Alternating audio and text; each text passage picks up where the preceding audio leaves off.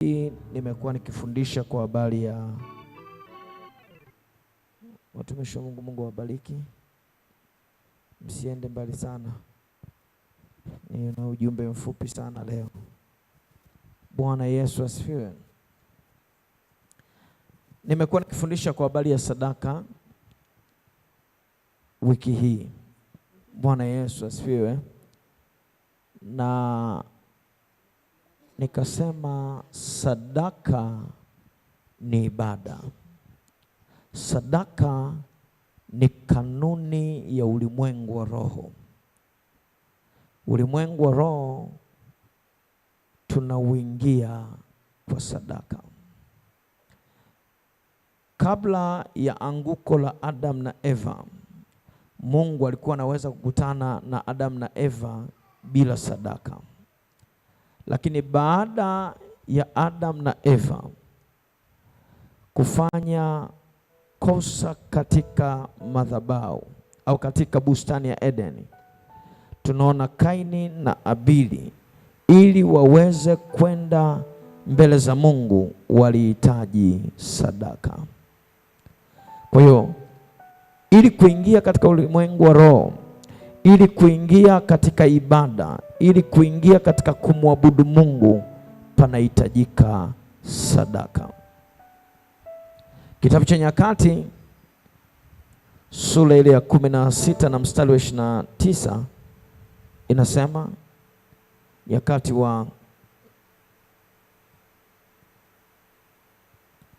wa kwanza 16:29 anasema, leteni sadaka mje mbele zangu, mumwabudu Mungu kwa uzuri wa utakatifu. Kwa unaweza ukaona kuna mwingiliano mkubwa kati ya sadaka na kwenda mbele za Mungu, kati ya sadaka na kuabudu.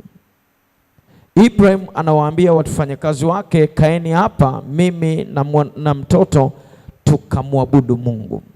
Lakini ukiangalia walichokuwa wanakwenda kufanya, walikuwa wanakwenda kusogeza sadaka. Kwa hiyo sadaka ni ibada. Bwana Yesu asifiwe. Jambo la pili unapaswa kulielewa, sadaka ni upendo. Tunamtolea Mungu sadaka kwa sababu tunampenda.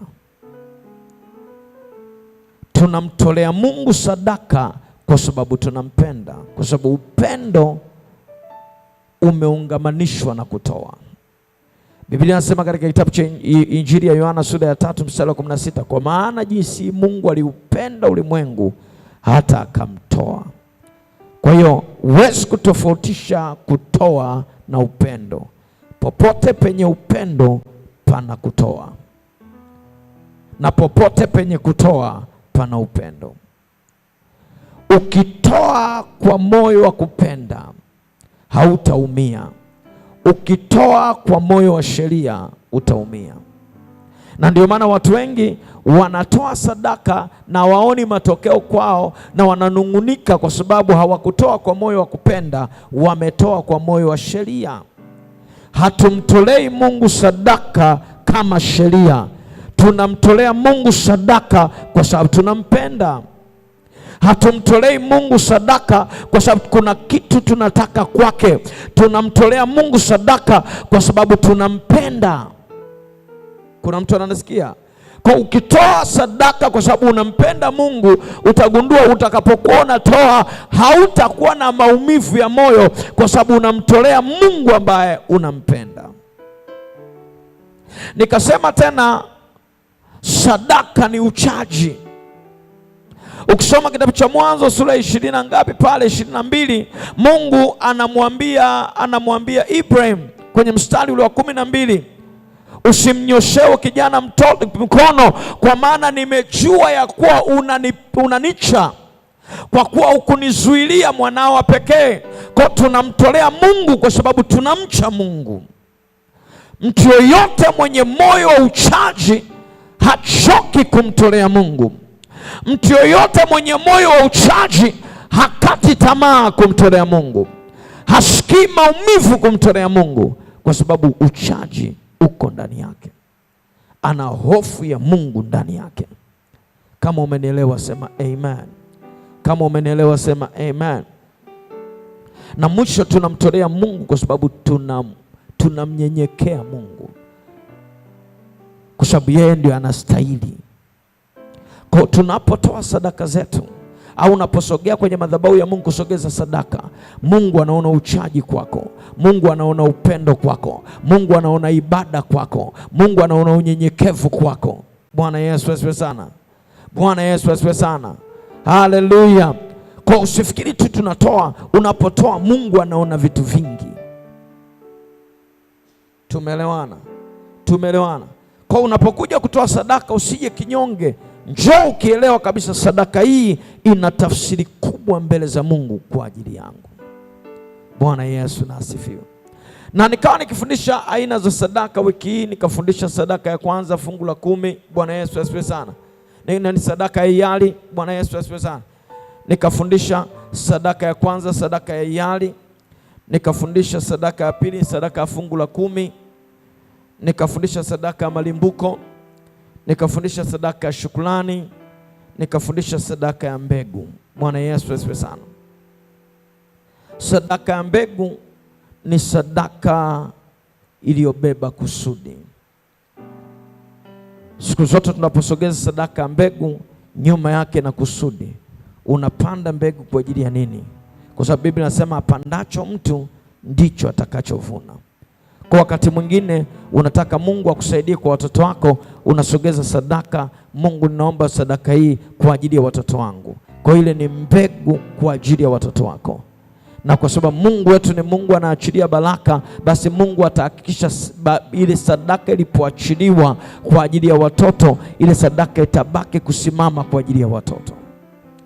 Kuna wakati mwingine tunaachilia sadaka kwa ajili ya ndoa, maana kile sadaka ni mbegu kwa ajili ya ndoa. Kuna wakati mwingine tunaachilia sadaka kwa ajili ya biashara zetu, hiyo sadaka inakuwa mbegu kwa ajili ya biashara yako. Kwa tunapozungumzia mbegu, kila sadaka ya mbegu nyuma yake ina kusudi, imebeba kusudi. Ni sadaka inayosimama kwa niaba ya kitu. Ni sadaka inayopandwa kama mbegu ili kitu fulani kiote kwenye maisha yako. Tumeelewana? Tumeelewana? Nikafundisha aina nyingine ya sadaka inaitwa sadaka ya nadhiri. Sadaka ya nadhiri ni sadaka ya ahadi ambao unaiweka mbele za Mungu kwamba Mungu, ukinifanyia hiki nitafanya hivi. Mungu, ukinipa kazi, mshahara wa kwanza nitakupa wewe. Hiyo ni nadhiri, ni sadaka ya ahadi. Mungu, ukinipa mume nitafanya hiki. Mungu, ukinipa biashara nitafanya hiki. Mungu, ukinipa ndoa nitafanya hiki. Mungu, ukinipa watoto nitafanya hiki. Hiyo inaitwa sadaka ya ahadi, nadhiri. Haleluya. Haleluya. Sadaka nini? Nadhiri. Na sadaka ya mwisho niliyofundisha inaitwa sadaka ya mdhamini. Sadaka ya mdhamini ni sadaka gani?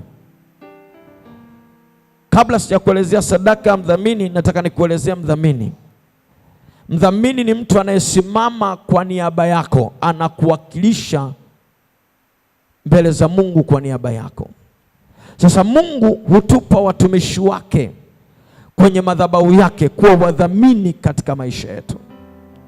Kwa hiyo sasa huyu mdhamini kazi yake ni kuomba kwa ajili yako. Huyu mdhamini kazi yake ni kusimama mbele za Mungu kwa ajili yake.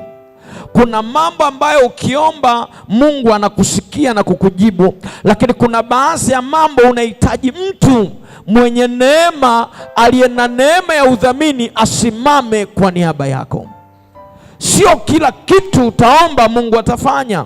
Kuna vitu utaenda utaomba na Mungu atafanya, lakini kuna vitu vingine wanahitaji watu wenye neema ya udhamini wasimame kwa niaba yako. Ukisoma kitabu cha Samueli wa kwanza sura ya kwanza utamgundua kuna mwanamke anaitwa Ana. Biblia inasema Ana aliomba apate mtoto. Biblia inasema aliomba na kuomba mpaka sauti yake ikaisha.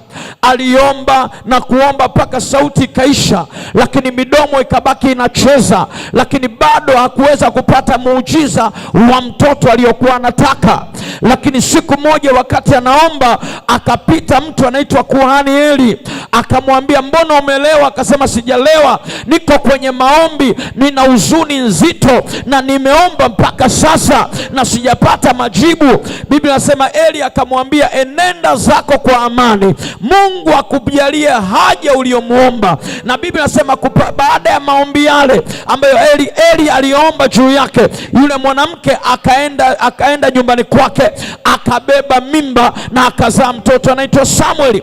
Huyu mtoto yeye alimuomba, lakini yale maombi yake alikuwa muda mrefu na yakuzaa matunda, lakini neno moja la mtumishi wa Mungu lilikuwa linatosha kuzalisha muujiza. Maanake kuna wakati mwingine kuna mambo unaweza kuomba, lakini kuna mambo, nenda katafute watu wenye neema waweke mikono juu yako. Nenda katafute watu wenye neema wabariki maisha yako, maana Mungu amewaweka kama makuhani wadhamini. Tumeelewana? Ukisoma kitabu cha Waebrania, hiki kitabu cha Waebrania, mwandishi wa kitabu cha Waebrania anajaribu kumtafsiri Yesu Kristo kama kuhani. Kama nani? Sijasikia sauti. Kama kuhani. Waebrania sura ya 7 mstari wa 22. Kwa ukisoma sura yote au kitabu chote cha Waebrania, Yesu anatafsiriwa kama kuhani. Manake huduma ya kikuhani ni huduma ya kidhamini. Bwana Yesu asifiwe sana. Kwa sababu makuhani wamelibeba agano la Mungu katika kanisa. Naongea na watu wa Mungu hapa. Naongea na watu wa Mungu hapa. Soma Waebrania 7:22. Biblia inasema, basi kwa kadiri hii Yesu amekuwa mdhamini wa agano lililo bora zaidi. Anasema Yesu kama kuhani amekuwa mdhamini wa agano lililo bora. Kwa kama kanisa kuna agano la kanisa, mchungaji ni mdhamini wa agano la kanisa. Kuna mtu hajanisikia vizuri? Kuna mtu hajanielewa hapo? Anasema Yesu amekuwa mdhamini wa agano bora. Amen. Na sisi wachungaji ni wadhamini katika maagano au katika agano la kanisa. Kwa sisi tunasimama hapa kwa niaba yako mbele za Mungu. Ukisoma kitabu cha Hesabu sura ya 21 utagundua kitu kimoja cha ajabu sana. Israeli walimkosea Mungu, alafu badala ya kwenda kwa Mungu wanaenda kwa Musa, wanamwambia Musa, tuombee kwa Mungu. Hesabu 21 mstari wa 7. Soma. Biblia inasema, ndio, watu wakamwendea Musa, ndio, wakasema, tumefanya dhambi kwa sababu tumemnung'unikia Mungu. Ndio. Na wewe utuombee kwa Bwana atuondolee nyoka hawa. Basi Musa akawaombea watu. Bwana Yesu asifiwe. Hao watu badala ya kwenda direct kwa Mungu wanaenda kwa Musa na kumwambia Musa, tuombee, tumemtenda Mungu dhambi. Kwa nini wasiende direct? Kwa sababu wanahitaji mdhamini atakayesimama kwa niaba yao, mtu atakayesimama kwa niaba yao kuomba mbele za Mungu.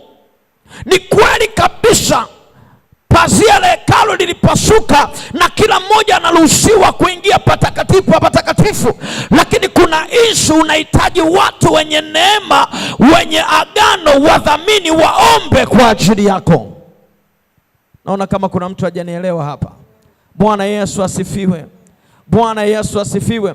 Ukisoma kitabu cha Ayubu sura 42 utagundua hawa kina mtemazi walimkosea Ayubu, na sasa wameingia kwenye maombi yao, alafu Mungu anakataa kuwajibu. Anawaambia waende kwa nani? Waende kwa Ayubu. Kwa tunapozungumzia sadaka udhamini, ni ile sadaka unayoisogeza kwa mtumishi wa Mungu ili mtumishi wa Mungu aombe kwa ajili yako. Kuna mtu ananisikia vizuri hapa? Umefika hapo? Ayubu 42 mstari wa 8 na wa 9. Ndio. Biblia inasema, basi sasa jitwalieni ng'ombe waume 7. Jitwalieni ng'ombe waume 7 na kondoo waume 7. Ndio. Mkamwendee mtumishi wangu Ayubu. Mwendee mtumishi wangu Ayubu. msogeze sadaka za kuteketezwa. Ndio. Na huyo mtumishi wangu Ayubu atawaombea ninyi. Atawaombea nini? Ninyi.